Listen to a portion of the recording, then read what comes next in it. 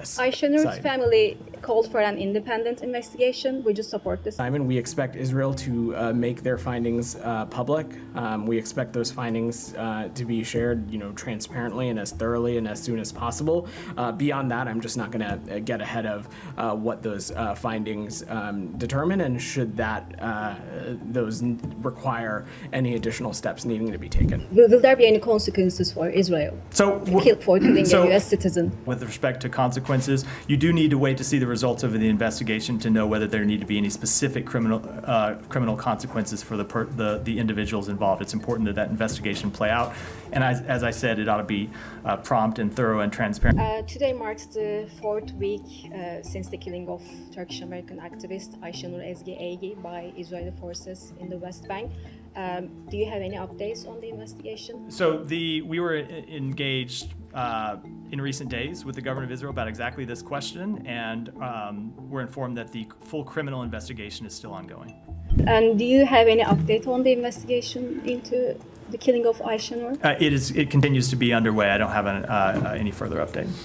Turkish-American activist Aysenur Ezgi Eygi, it's been 53 days since she was killed by Israel, and there has been no accountability. Can you update us on what is the U.S. doing regarding this, and whether the Secretary has raised this with Israelis last week? I can tell you that we have engaged with them in recent days about the status of that investigation.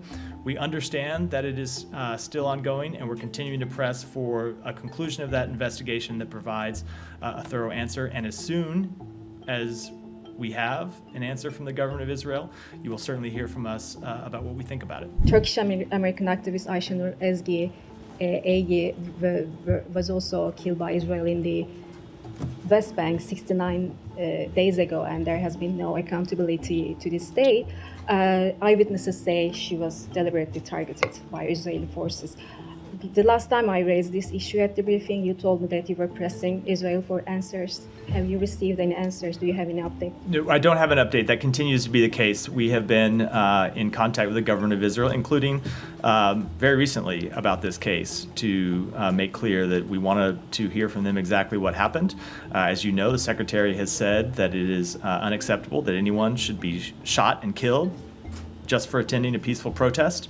And we continue to press the government of Israel to conduct its investigation and to brief us on the results of that investigation. But I don't have an outcome to read out as of yet. Are there any steps that the State Department plans to take regarding this, instead of, waiting for answers? So Israel? we want to see the end of the investigation before we speak to that, which does not mean that it is an open-ended timeline, right? There's a point at which. Are we talking about weeks, months, or years? I'm not going to speak to it publicly. We're in conversation with the government of Israel about it. But we want to see the investigation be thorough, and then when we see the results, we'll of course be willing to speak to them at that time, as well as any additional steps that may or may not be warranted.